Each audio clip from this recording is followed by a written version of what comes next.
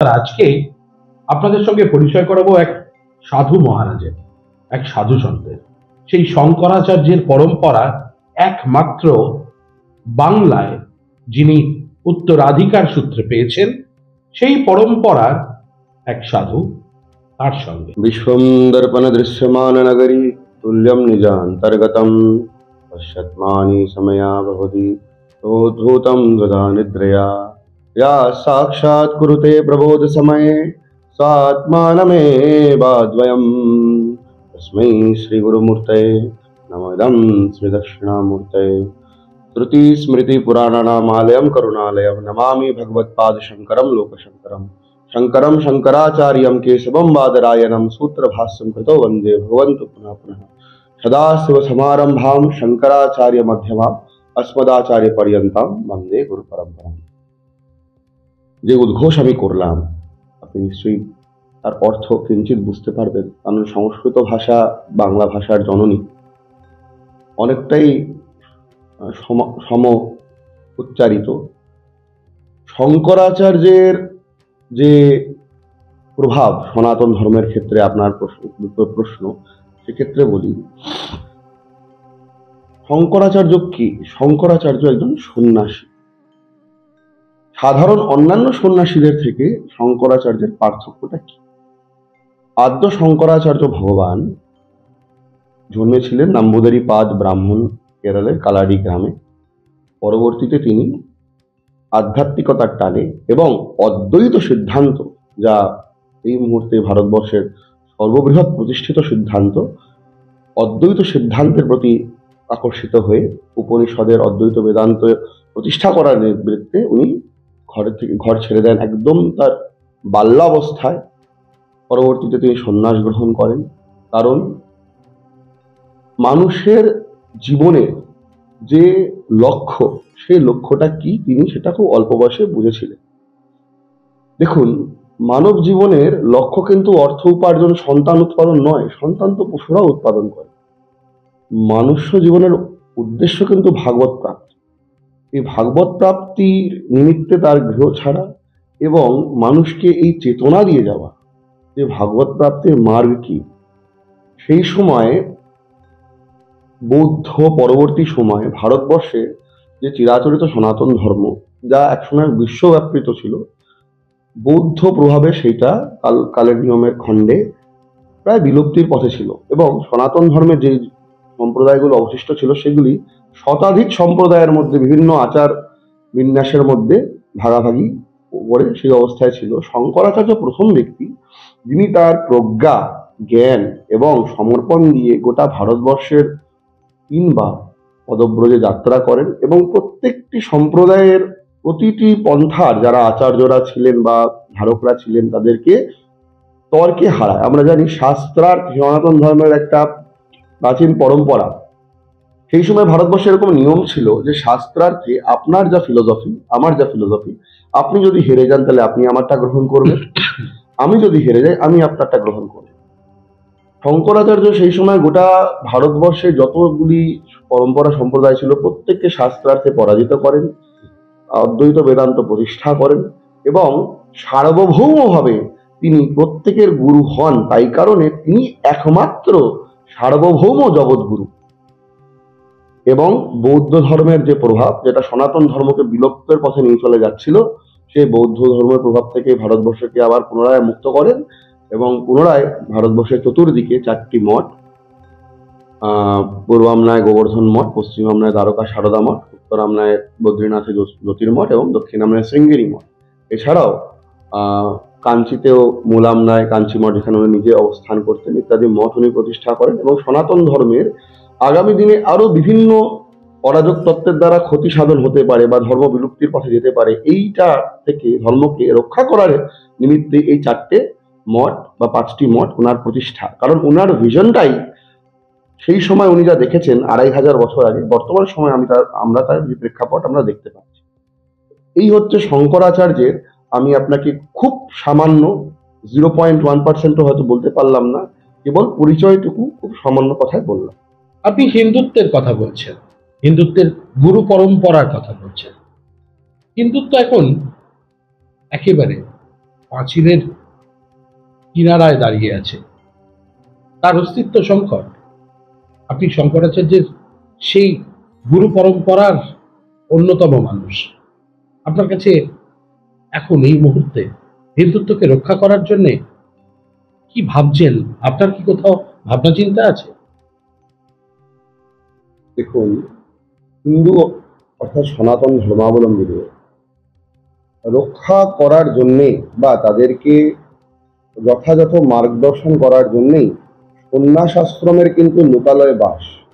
আপনি যদি ইতিহাস দেখেন, যে ব্যক্তি সন্ন্যাস নেবে, আমরা ছোটবেলায় বর্ণাশ্রম আমাদের বিদ্যালয়ে পড়েছি, বর্ণের কথায় আমরা যাচ্ছি না, আশ্রমের ক্ষেত্রে ব্রহ্মচর্য, গৃহস্থ, বানপ্রস্থ, সন্ন্যাস, এই 3 বর্ণ পার করার পরে একটি ব্যক্তি সন্ন্যাস নেবে। যদি সে সবকটি বর্ণ সঠিক সময় অনুসারে পার করে, তাহলে প্রায় 70-75 বছর বয়সে গিয়ে তার সন্ন্যাস হওয়ার কথা। এবং সে থাকবে মূলত যেখানে নিরালায়, নির্জনে, সে কোনো সময় লোকালয়ে থাকবে না। সে তার ভিক্ষার প্রয়োজনে, কারণ আমাদের এই উদরে ক্ষুধা নামক যে রোগ বা ব্যাধি, এই ক্ষুধা নামক ব্যাধির ঔষধ হচ্ছে ভিক্ষা নামক ঔষধি। আমরা দিনে একবার গৃহস্থের কাছে যাব, ভিক্ষা নেব, সেই ভিক্ষাটি আমাদের উদরপূর্তি হবে এবং আমরা পুনরায় নির্জন স্থানে চলে আসবো। গৃহস্থদের সাথে আমাদের সম্পর্কটা শিক্ষা এবং ভিক্ষা। আমরা গৃহস্থদেরকে শিক্ষা দেব, গৃহস্থ আমাদেরকে ভিক্ষা দেবে। কিন্তু আদ্য শঙ্করাচার্য ভগবানই প্রথম ব্যক্তি যিনি এটা উপলব্ধি করেন যে সাধারণ গৃহস্থের অনেক পিছুটান রয়েছে, সাধারণ গৃহস্থের অনেক দেনা দায় রয়েছে। সন্ন্যাসীরই একমাত্র যাদের কোনো পিছুটান নেই, যাদের কোনো ভোগ এবং অন্যান্য বিষয় আশয় কোনো কিছুর ক্ষেত্রে তাদের কোনো ব্যাকপুলিং নেই, তাই তারাই পারে সর্বভূতভাবে নিজেকে 100% সমর্পণ করতে ধর্মরক্ষার কাজে। সেই কারণেই কিন্তু এই যে মঠের কনসেপ্ট, এই মঠের কনসেপ্ট আদ্য শঙ্করাচার্য ভগবান প্রথম আনেন, যে সন্ন্যাসীরা আর ইয়েতে থাকবেন না, নির্জন জায়গায় থাকবেন না, তারা লোকালয়ে মানুষের মধ্যে এসে থাকবেন এবং সেখানে যাতে ধর্মের কোনো হানি না ঘটে, সেই কারণে সন্ন্যাসীদের কাজ হবে ব্যাপারগুলোকে পুরোটা মনিটরিং করা। এবং এইটা কতখানি বৈজ্ঞানিকভাবে হতো আপনাকে আমি বলি, একটা ছোট্ট উদাহরণ দিই।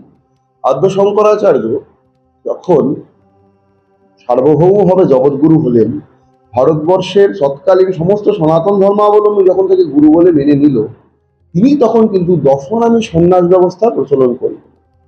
এই দশনামীর প্রসঙ্গ এখানে কেন তুলছি, এখানে দশনামী ব্যবস্থাটা অত্যন্ত প্রাসঙ্গিক, কারণ এই যে ধর্মরক্ষার আপনি প্রশ্নটা করলেন, এই কারণেই দশনামী ব্যবস্থা।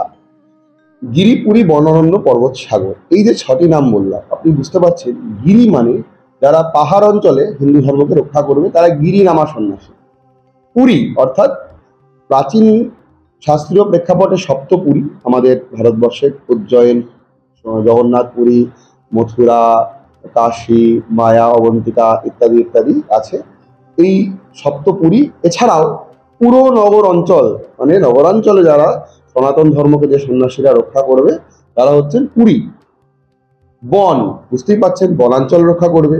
অরণ্য, বৃহত্তর বন অর্থাৎ অরণ্য অঞ্চল রক্ষা করবে। পর্বত, ছোট পাহাড়ের ক্ষেত্রে গিরি, পর্বত মানে হিমালয় আদি, বিন্ধ্য আদি পর্বতগুলি রক্ষা করবে পর্বত নামা সন্ন্যাসীরা।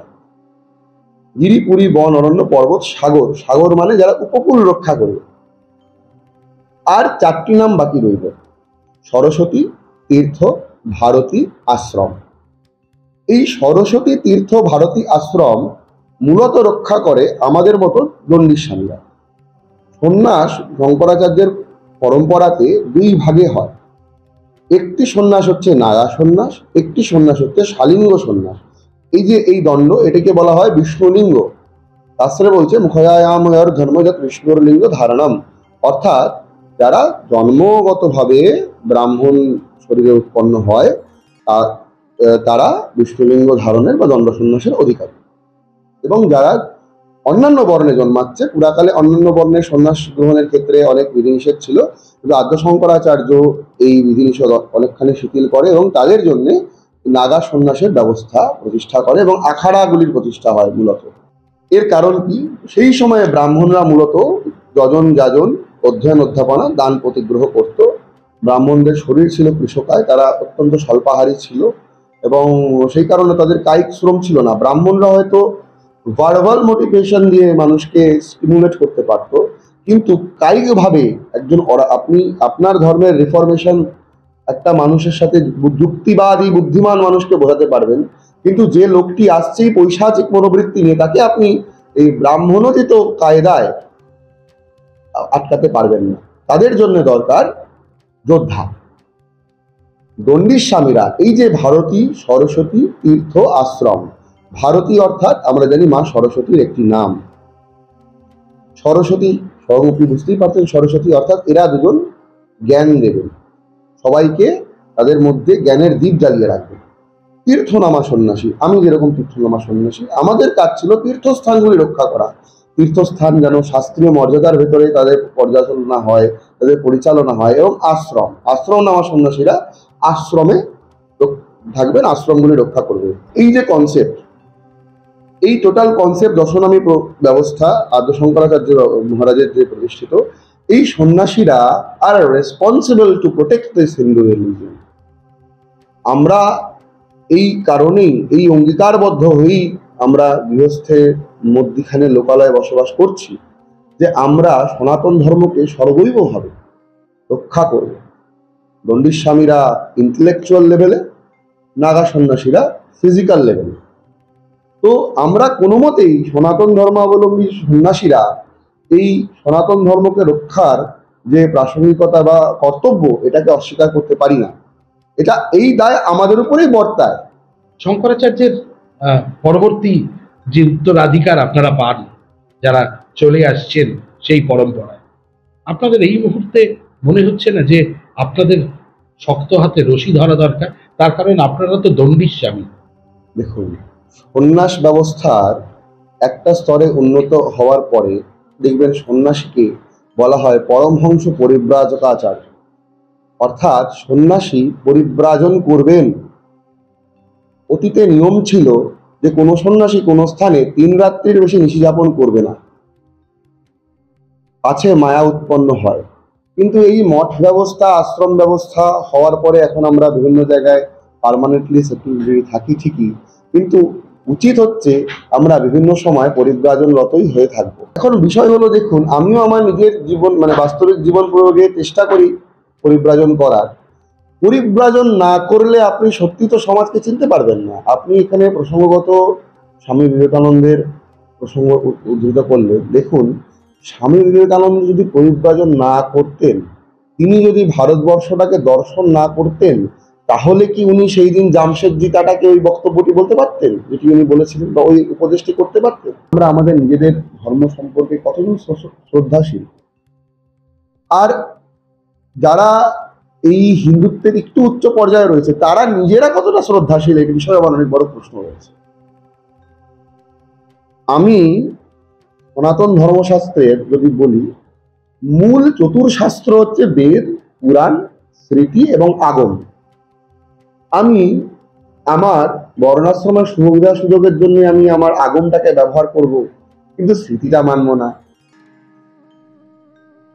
পুরাণের উল্লেখিত দুর্গাপূজা করব, কিন্তু যে বেদ এই সমস্ত চতুর্শাস্ত্রের মূলাধার, বেদকে অস্বীকার করব। আপনি কি পারবেন ভারতবর্ষের সংবিধানের যে যে ধারাগুলো আপনার সুবিধার আপনি ওগুলো মানবেন, যেগুলো সুবিধাজনক নয়, আপনার জন্য অসুবিধাকারক, আপনি ওগুলো মানবেন না? এটা কি হতে পারে? আমাদের হিন্দু সমাজে কিন্তু এগুলো রয়েছে, এবং ধর্মগুরুদের মধ্যেও এই রকম ব্যক্তিত্ব বা এরকম স্যাম্পেল আমরা দেখতে পাই। সময় বদলাচ্ছে, সময়ের পরিপ্রেক্ষিতে মানুষ তার নিজের সুবিধার জন্য ধর্মকে তার মতন করে ব্যবহার করছে। এই দুটো বিষয় নিয়ে আপনার কাছ থেকে জানতে চাইব। ব্রাহ্মণ্যবাদটা কি? ব্রাহ্মণ সমাজের একটা শ্রেণী, হিন্দু সমাজের একটা শ্রেণী, একটা বর্ণ।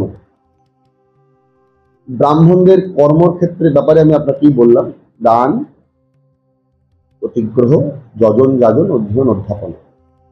অর্থাৎ মাস্টার মশাই কমিউনিটি হচ্ছে ব্রাহ্মণ, এবং তারা দেবার্চন ইত্যাদি ইত্যাদি কার্যে তাদের অধিকারাদি রয়েছে। দেখুন,